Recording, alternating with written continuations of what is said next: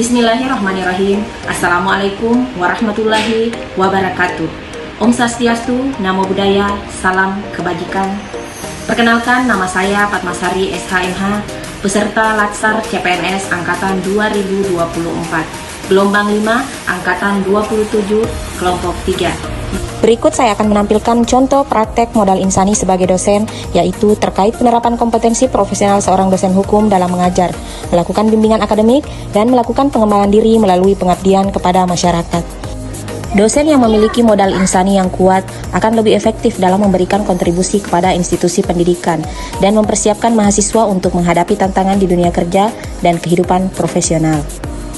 Berikut contoh praktik modal insani dosen dapat dilihat dalam berbagai aktivitas sehari-hari yang menunjukkan kompetensi, nilai, dan kualitas personal seorang dosen. Berikut beberapa contohnya. Yang pertama, melakukan pengembangan diri, yaitu bagaimana kita sebagai dosen atau pengajar berkomitmen untuk selalu belajar dan mengembangkan diri guna meningkatkan kualitas sebagai dosen. Yang kedua adalah bimbingan akademik yang personal dan berkualitas. Inilah yang harus dimiliki oleh seorang dosen, yaitu kemampuan mentoring, komunikasi interpersonal yang baik, serta komitmen terhadap pengembangan potensi mahasiswa. Yang ketiga yaitu penerapan kompetensi profesional. Seorang dosen harus memiliki pengetahuan mendalam dalam bidang keahliannya dan kemampuan untuk menghubungkan teori dengan praktik nyata dalam melakukan pengajaran. Sebelum kita mulai materi kita pada hari ini, mari kita berdoa sesuai dengan kepercayaan dan keyakinan kita masing-masing. Berdoa dimulai. Berdoa selesai.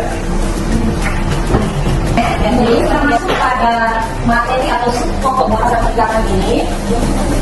Terlebih dahulu Ibu akan mereview kembali mata kuliah hukum perdata. Kenapa harus mereview kembali mata kuliah sebelumnya? Karena hukum perdata itu diatur dalam buku berapa? Buku perdata. Buku kan? Ini buku ketiga hukum perdata. Ya. Tujuannya, merasa kebutuhannya lebih tinggi. Itu masuk dalam kategori sepakat. Nah, atas sepakat ini ketika misalnya tidak terpenuhi, maka apa konsekuensi hukumnya? Dapat dibatalkan. Tetapi sepanjang tidak ada yang keberatan, ya, walaupun misalnya objeknya tidak jelas, tetapi tidak ada yang keberatan, maka dianggap sah. Ya, itu disebut dapat dibatalkan. Paham ya? Nah, ini kata sepakat. Kita masuk pada syarat sah perjanjian yang kedua, yaitu kecakapan. Nah, ini yang ketiga, kata cakap dalam KUH Perdata. Orang yang dianggap tidak cakap hukum atau tidak dapat melakukan perbuatan hukum diatur dalam pasal 1330 KUH Perdata.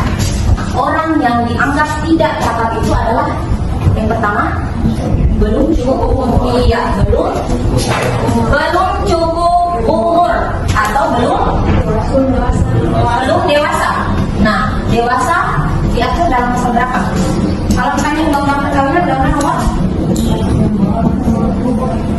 Nah, di dalam undang-undang perkawinan, undang-undang nomor 1 tahun 1974, di situ dijelaskan bahwa orang dewasa itu berumur 21 tahun, baik laki-laki maupun perempuan.